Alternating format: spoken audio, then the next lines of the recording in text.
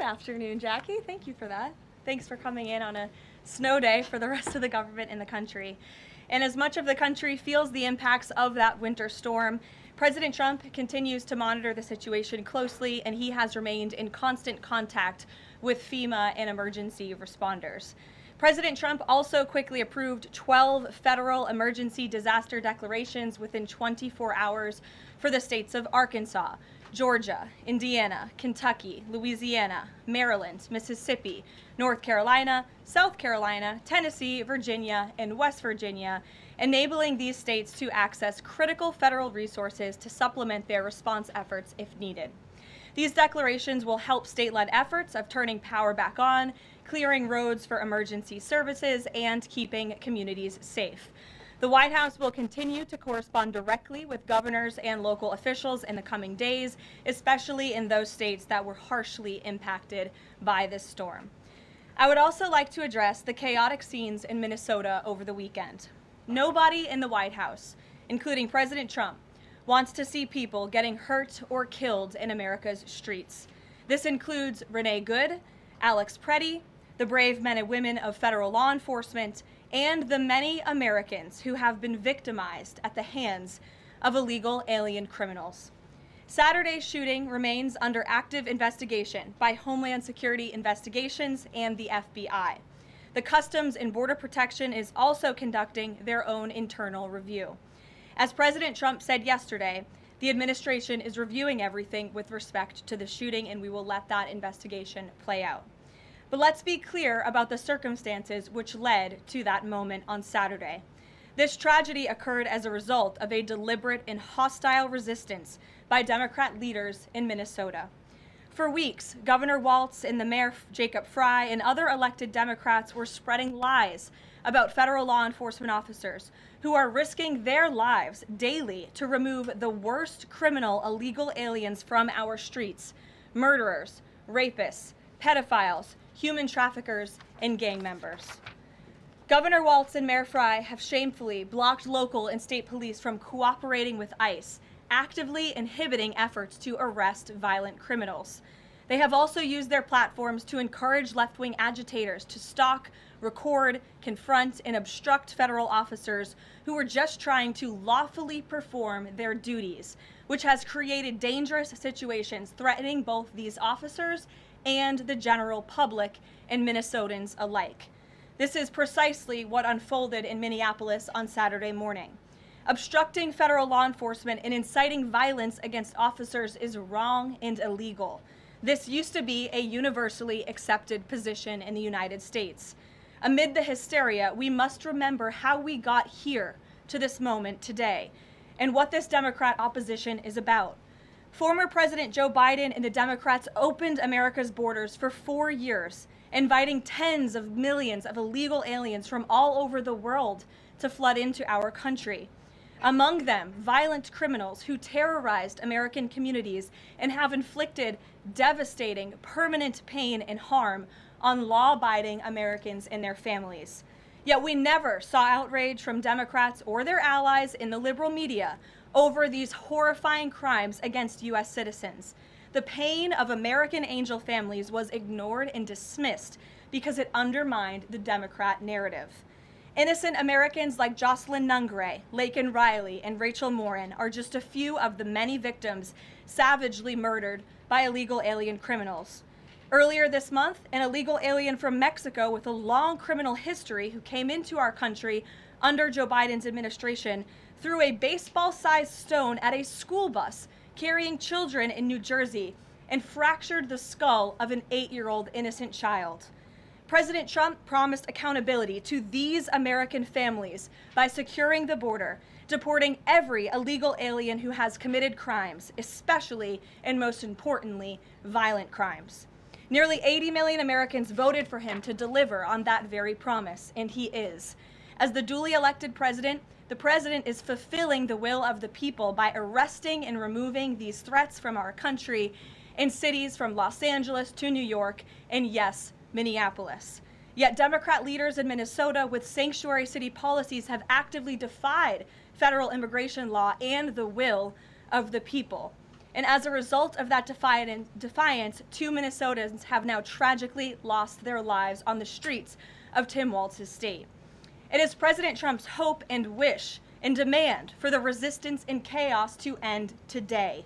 That's why President Trump spoke with Governor Walz directly this morning, and he has outlined a clear and simple path to restoring law and order in Minnesota. Number 1, Governor Walz, Mayor Frey, and all Democrat leaders should turn over all criminal illegal aliens currently incarcerated in their prisons and jails to federal authorities, along with any illegal aliens with active warrants or known criminal histories for immediate deportation. Number 2, state and local law enforcement must agree to turn over all illegal aliens who are arrested by local police. And then thirdly, local police must assist federal law enforcement in apprehending and detaining illegal aliens who are wanted for crimes, especially violent crimes.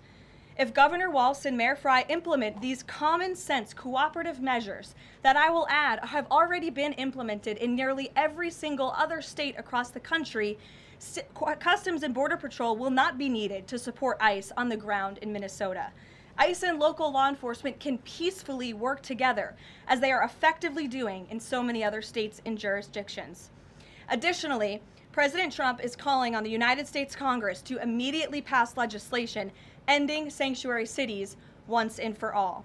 American cities should be safe sanctuaries for law-abiding citizens only, not for dangerous illegal alien criminals who broke our nation's laws and do not belong here.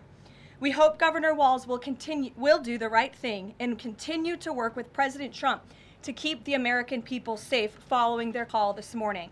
Americans overwhelmingly want exactly what President Trump is delivering: strong borders and strict immigration enforcement against the worst illegal aliens, of which there are still hundreds of thousands to deport from the interior of our country.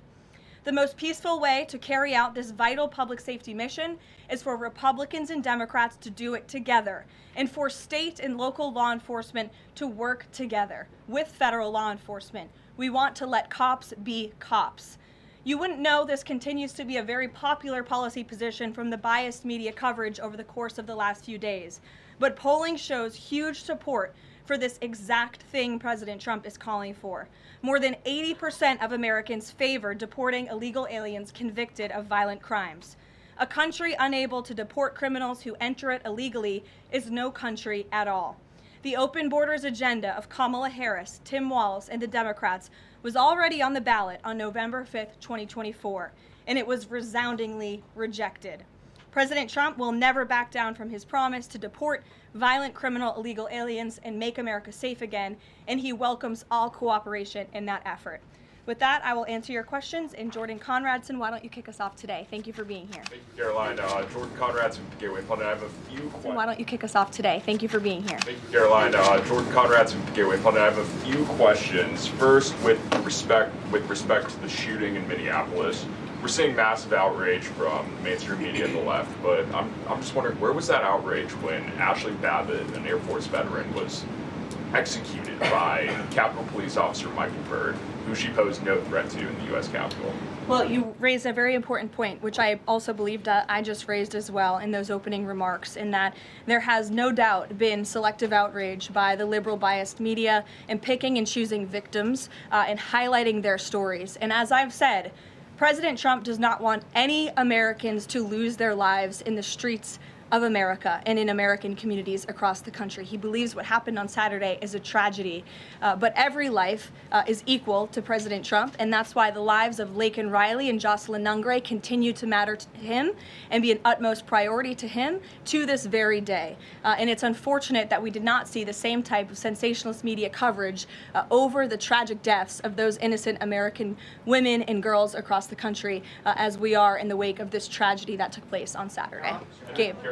Sure, go ahead, Jordan. I want to get your response to this. The Arizona Attorney General, just days before this shooting in Minneapolis, she seemingly encouraged rioters to go out, shoot, and kill ICE agents. And I'll quote her here. She said, "If you reasonably believe your life's in danger and you're in the house or in your car or on your property, you can defend yourself with lethal force." And she said that you can't tell if ICE agents are law enforcement or imposters, and it becomes an issue of whether you reasonably believed they were law enforcement.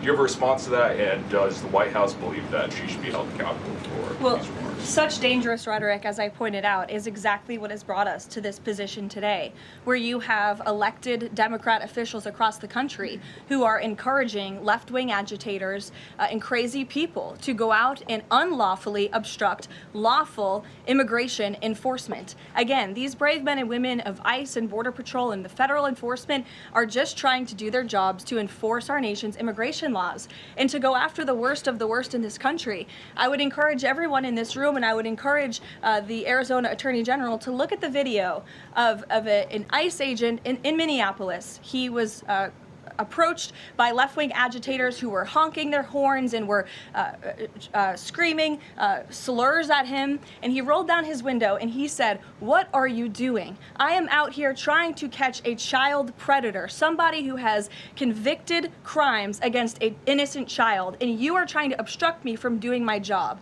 This rhetoric against ICE, comparing them to Nazi Gestapo, Donald Trump's police force, is despicable, it is shameful, and it is precisely what has led to the escalation of tensions in Minneapolis and in other places across the country. Gabe, go ahead. Be looking into her for justifying violence? I would defer you to the Department of Justice on that. Thank you, Caroline. Regarding Minnesota, on Saturday, the Department of Homeland Security posted that Pretti looks like he wanted to do maximum damage and massacre law enforcement. Stephen Miller on Saturday posted that, or called Pretti a would-be assassin. Why did administration officials jump to conclusions before an investigation had even been conducted? Well, look, this has obviously been a very fluid and fast-moving situation throughout the weekend. As for President Trump, whom I speak for, he has said that he wants to let the investigation continue and let the facts lead in this case. With regards to the deployment of Tom Homan to Minneapolis, should the deployment of Mr. Homan to Minneapolis be seen as a sign that the president is dissatisfied with how the officials on the ground had handled the incident? No, Mr. Homan is doing an exceptional job, and he has been working with Secretary Noem and President Trump over the course of the last year. Secretary Noem still has the utmost confidence and trust of the President of the United States, and she's continuing to oversee the entire Department of Homeland Security and all of the immigration enforcement that's taking place across the whole entire country. Of course, Secretary Noem is also in charge of FEMA, and we are in the wake of a brutal winter storm where hundreds of thousands of Americans have been impacted by that. So Borders Are Homan is in a unique position to drop everything and go to Minnesota to continue having these productive conversations with state and local officials. And I know that he's catching a plane in just a few hours to do just that at the request of the president.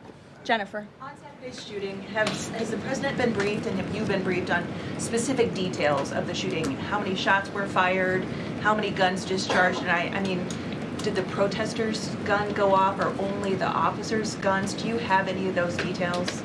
Again, the investigation is continuing, Jennifer, and we will let the facts lead, and we will let the facts play out in this investigation. I do know that HSI and FBI are conducting interviews with those that were involved and the agents who were involved in this unfortunate tragedy on Saturday. Are they keeping the president up to date on all those details? The president is obviously very much on the ball with respect to this investigation. I think he's made that quite clear with the various statements that you've seen him put out, and also the 4 points that the president has outlined as well to Governor Walz, and to encourage him to cooperate with ICE and with the administration. Mary. Thanks, Caroline. To follow on Gabe's question, Secretary Noem said Alex Pretti committed an act of domestic terrorism. Stephen Miller labeled Pretti a domestic terrorist.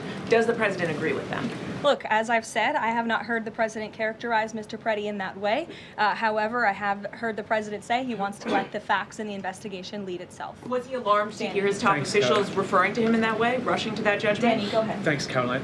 On Stephen Miller's comments, will Stephen Miller be apologising to the family of Alex Pretti for calling him, quotes, an assassin who tried to murder federal agents, despite the fact that, as you say, this is still under investigation? Look, again, this incident remains under investigation, and nobody here at the White House, including the President of the United States, wants to see Americans hurt or killed and losing their lives in American streets. And we mourn for the parents. As a mother myself, of course, I cannot imagine the loss of life, especially losing one's child. And that same empathy from the President goes for the parents of angel families, parents of victims of illegal alien crime across our country as well. And that's exactly why the president continues to be wholeheartedly committed to deporting the worst of the worst criminals from our country. Why don't we go to the back? Kelly. Caroline, does the president believe that the killing, though, was a mistake? Has he expressed that at all? Again, the president has said, we have to review it, and this investigation needs to continue, and he's letting the facts on the investigation lead itself. Does he want the body camera footage to be released to the public? Now, that's not something I've heard the president commit to, so I won't do that from the podium. Sure. Caroline, how serious is the administration taking allegations that local and state officials in Minnesota are actively coordinating with demonstrators through encrypted or non-encrypted communications, as well as providing government resources to impede immigration enforcement operations? I'm sorry, Carrie, could you repeat your question? How serious is the administration taking allegations that local and state Minnesota officials are communicating with demonstrators to basically impede immigration officials? Well, we've definitely seen active organization amongst these left-wing groups, Carrie, and it is something that I know the FBI and the Department of Justice are looking into. Again, it is illegal to unlawfully obstruct lawful immigration enforcement in this country, and these agitators are making it nearly impossible for ICE to do their jobs and for federal law enforcement to carry out the will of the American people to deport the worst of the worst. I would just encourage everyone to please imagine in this room, all of you come to the White House every day to report on the President of the United States and the administration. You come into this briefing room, you walk through the gates of the White House. Just imagine if there were left-wing agitators or agitators of any kind who were in your face, who were doxing you, who were harassing you, who were physically threatening you, who were biting off your fingers in the case of two Border Patrol agents we saw this past weekend in Minneapolis. That would make it very difficult for you to show up and do your job here at the White House every single day. That's what these officers in Minneapolis are facing. That's why the president is calling on Governor Walz and Mayor Frey for these three very simple and common sense points of cooperation so that ICE and local law enforcement can work together. Again, we are just asking for police to be police. And if you ask any law enforcement agent or official, they want to be able to work with their federal counterparts at the state and local level and vice versa. Caroline. Thanks a lot, Caroline. Two questions. One is looking forward. The role of Mr. Homan.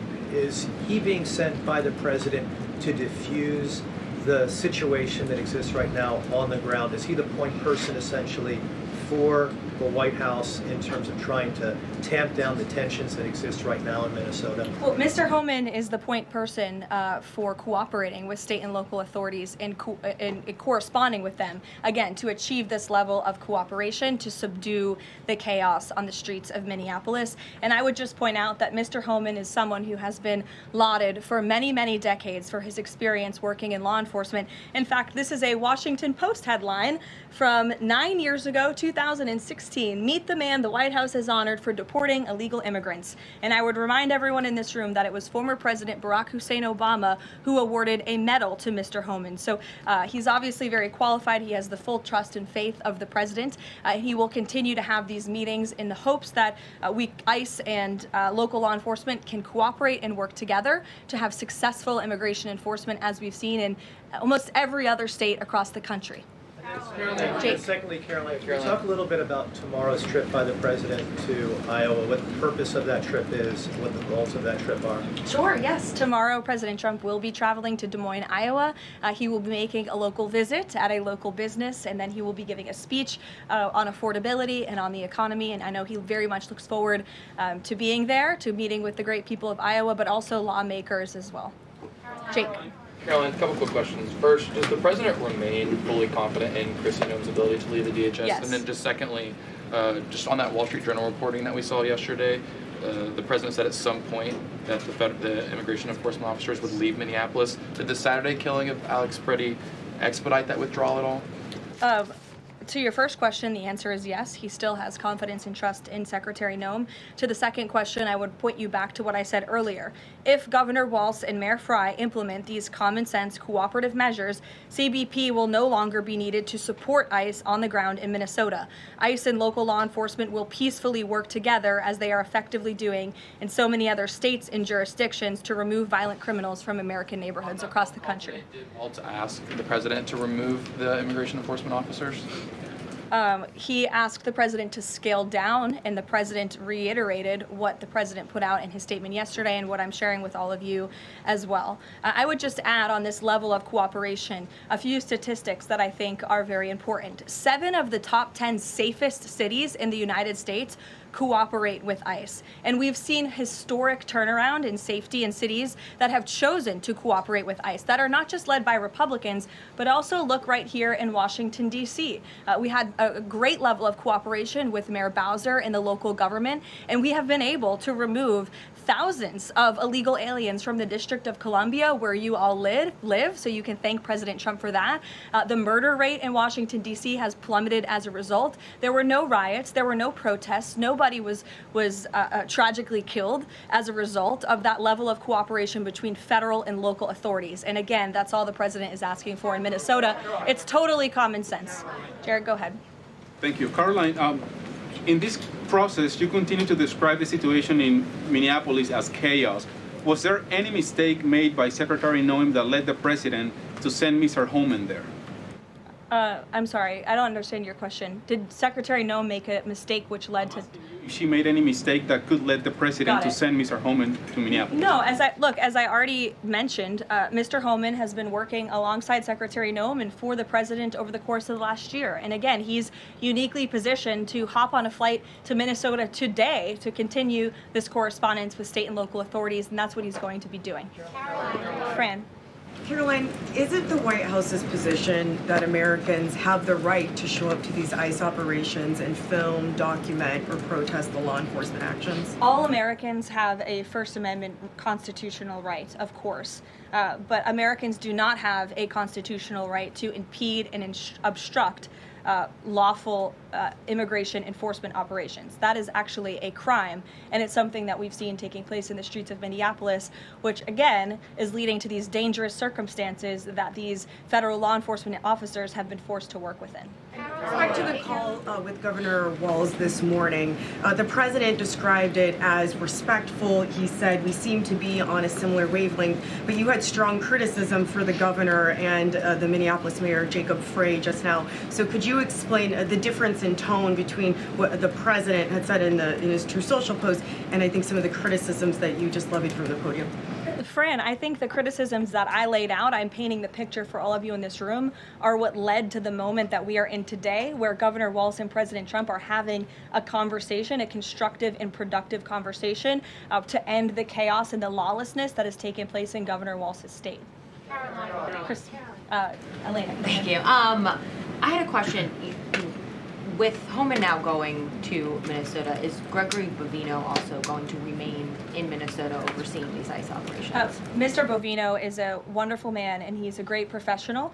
He is going to very much continue to lead Customs and Border Patrol throughout and across the country. Mr. Homan will be the main point of contact on the ground in Minneapolis. And to follow up, given what we've heard from several Trump administration officials, people like Stephen Miller, as people point out, calling him a domestic terrorist, Bovino saying that Pretti was out to massacre law enforcement. Why not require ICE agents to wear body cameras to clear up some of the disputes that we are hearing from witnesses and video footage versus what the administration has been saying? Well, that's a policy question that I know the policy folks in the building are having with members on Capitol Hill, and I'll leave it to them and the president to make that decision. And my final question is on, you were talking about the level of cooperation that the president talked about with Governor Walz. Will the administration commit to cooperating with local officials on this investigation into Alex Pretti? The president spoke about this with Governor Walz and said he would have a discussion about it. He did not make a commitment, and so therefore I won't make that commitment here. I would just remind all of you in the media, because I've seen a lack of reporting on this fact, there are investigations into what took place on Saturday. The Homeland Security investigations and the FBI have teamed up for an investigation, and there's also an internal CBP investigation, an internal review of what is happening on the ground in Minnesota. The president supports those investigations, and as I've said repeatedly, he wants to see them move forward. Phil. FBI Director Kash Patel said in a Sunday interview, quote, "You cannot bring a firearm loaded with multiple magazines to any sort of protest." Does the president believe the Second Amendment rights remain in effect even when protesting? The president supports the Second Amendment rights of law-abiding American citizens. Absolutely. There has been no greater supporter or defender of the right to bear arms than President Donald J. Trump. So while Americans have a constitutional right to bear arms, Americans do not have a constitutional right to impede lawful immigration enforcement operations. And any gun owner knows that when you are carrying a weapon, when you are bearing arms, and you are confronted by law enforcement, you are raising the assumption of risk and the risk of force being used against you. And again, that's unfortunately what took place on Saturday.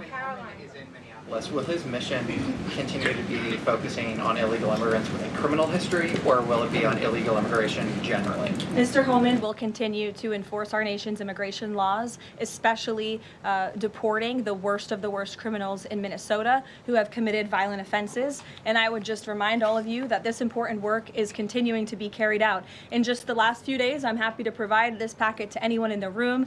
ICE has arrested multiple violent criminals, illegal aliens within Minnesota. Many of them have convictions for assault, driving under the influence, fraud.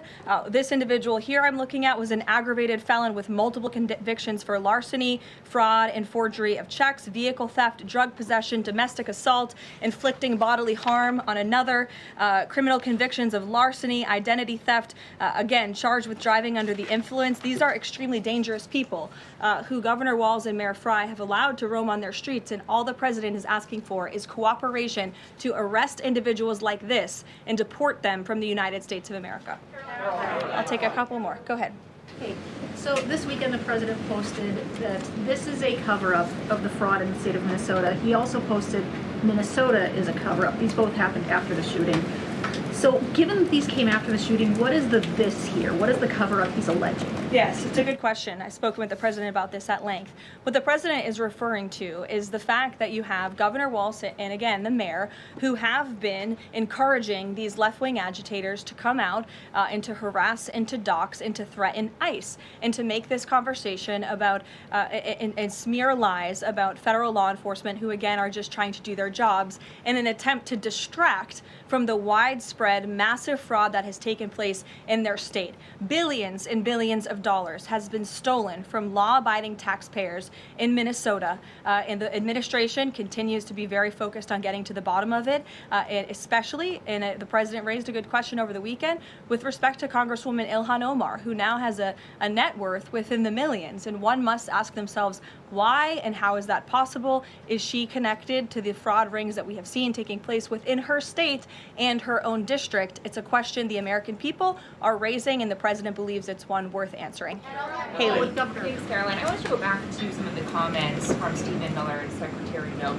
You've made clear the president wants to see the investigation play out when answering some of the questions on the specific details. Is he concerned that some of those definitive statements made by other officials risks public perception of the credibility of those investigations now playing out? Again, the president believes that these investigations are credible, they are continuing, they are active, and he wants to let them play out. Alex. Caroline, thank you. Is the administration willing to separate DHS funding from other funding bills in order to avoid a broader shutdown? Look, at this point, the White House supports the bipartisan work that was done to advance the bipartisan appropriations package, and we want to see that passed. Policy discussions on immigration in Minnesota are happening. Look, the president is leading those discussions, as evidenced by his correspondence with Governor Walz this morning, but that should not be at the expense of government funding for the American people, which would include, as you know, Alex, FEMA funding, and we are in the midst of the storm that took place over the weekend, and many Americans are still being impacted by that. So we absolutely do not want to see that funding lapse, and we want the Senate to move forward with passing the bipartisan appropriations package that was negotiated on a bipartisan basis. And secondly, there's another round of Russia-Ukraine talks this weekend, Sunday. Wonder if you can walk us through with the president, how he'll be involved in that, if at all. We'll be talking to President Putin, President Zelensky ahead of those meetings. I'm not tracking any scheduled calls at this point in time. However, the president remains deeply involved, and of course he's being apprised by his advisors, namely Jared Kushner and Special Envoy Witkoff, on these talks. They had a multilateral meeting this past weekend, which didn't get a ton of coverage, but that was historic in nature, where the president's team has really brought two sides of this war to the table together to move the ball closer towards peace. So the president is not giving up on the peace process. He obviously just met with President Zelensky when we were in Davos, Switzerland, but I'm not tracking any calls scheduled for this week. On one more foreign policy point, I will point out, as you all saw, the last remaining body of the hostages, Israeli hostages in Gaza, has been returned. This is a huge foreign policy feat for the President of the United States, for the State of Israel, and frankly for the whole world. The President made the impossible possible, and so it's great news for the President, for the United States, for our allies, and also for peace in the Middle East. And I understand that more than 20 new additional countries have also signed up to join the newly established Board of Peace with respect to the rebuilding of Gaza, which is another historic accomplishment for this president. So thank you all very much, and we'll see you in Iowa tomorrow. So that was the White House Secretary Karoline Leavitt speaking about events in Minneapolis, saying nobody in the White House, including President Trump, wants to see people getting killed on US streets. She said for weeks, Governor Walz has been spreading lies about ICE officers. He's encouraged left-wing agitators to disrupt ICE operations. The president is fulfilling the will of the people by removing these threats from the US, in other words, illegal immigrants. And he's outlined a path to restore order in a call with the Minnesota governor. She was also asked about White House senior advisor Stephen Miller. You may remember in the hours after the shooting, he put a post on X saying that a would-be assassin tried to murder federal law enforcement, and the official Democrat account sides with terrorists. She wouldn't be drawn on that, simply saying that an investigation continues. Let's bring in our US correspondent, Mark Stone, who's in Minneapolis for us. Mark, I'm not sure if you noticed a huge change in tone, but certainly there has been a conversation between Governor Walz and President Trump, which seems to have made some progress. But the message is still very clear, isn't it, to the people where you are: cooperate with ICE, and it will be to everyone's benefit. Yeah, that part of the message hasn't changed, but make no mistake, the tone has shifted wholly over the course of the past weekend. I think that was a masterclass, as we have seen Karoline Leavitt do many times now, in shifting position, but without appearing to shift in position, trying to make sure that the core message remains the same, but actually the narrative has changed really quite a lot. And I think at the heart of it was that question where somebody asked whether Donald Trump believed what his Homeland Security Secretary said and what his Deputy Chief of Staff, Stephen Miller, said. Did he agree with the assessments that they gave on Saturday, that Alex Pretti was a domestic terrorist, that he was somehow there to cause mass casualties? And her response: I have not heard the president characterize it like that. I mean, for me, that is absolutely clear. They were wrong. They shouldn't have said that. But she's not going to admit that. And they're going to keep with this line that they'll wait for the investigation to play its course. I mean, the sort of emotional moment in that news conference was when she was asked whether the president and others will apologize to the parents of Alex Pretti and his family for mischaracterizing him like that. She wouldn't. Again, she said she would wait for the outcome of the investigation. But, you know, what we are seeing now unfold told, is a shift in management, effectively. They are going to continue with the work of ICE, the Immigration Enforcement Agency. They're going to continue with the attempts to get illegal aliens, as they call them, out of the country. But it's going to be done here in Minneapolis by a different person. No longer is Greg Bovee, the Border Force commander, going to be in charge of it. Instead, it's going to be Tom Homan, who is the border czar, a man usually based in Washington, D.C., who will fly here this afternoon. He's less of an ideologue. He worked under Obama. He's worked in immigration all his life. And yes, his views in terms of policy are absolutely aligned with Donald Trump. But I think there's less theatre with him. He wants to just get the job done, do it properly, go after the hardened criminals, find the easiest legal path to get them out of the country. And he wants to see less of the kind of chaos, frankly, that we've seen on the streets here.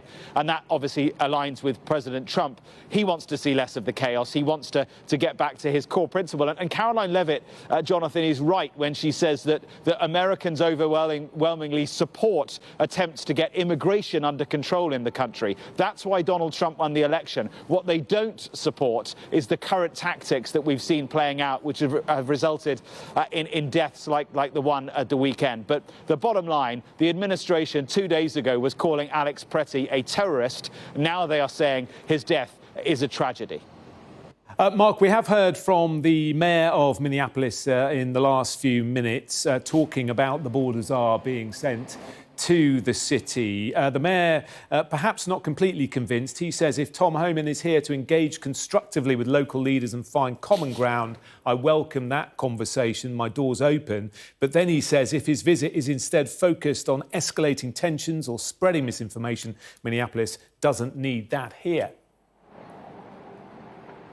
Yeah, and there's been a lot of disagreement, clearly, between the state level leaders, that is Tim Walz, the governor of Minnesota, the city leaders as well, Jacob Frey, the man you just described there.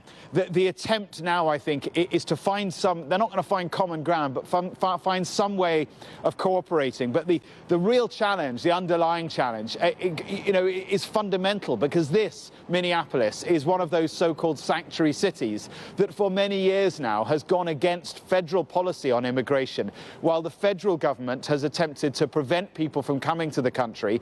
If they are here, the federal government wants to kick them out. But in cities like this, they are given sanctuary. They are given an attempt, the option to be able to try and claim asylum. They're given sanctuary in cities like this. So there is this sort of divide, as ever, between the federal government in Washington and local governments here, and it's playing out with devastating consequences in Minneapolis. OK, Mark, for the moment in Minneapolis, thank you very much.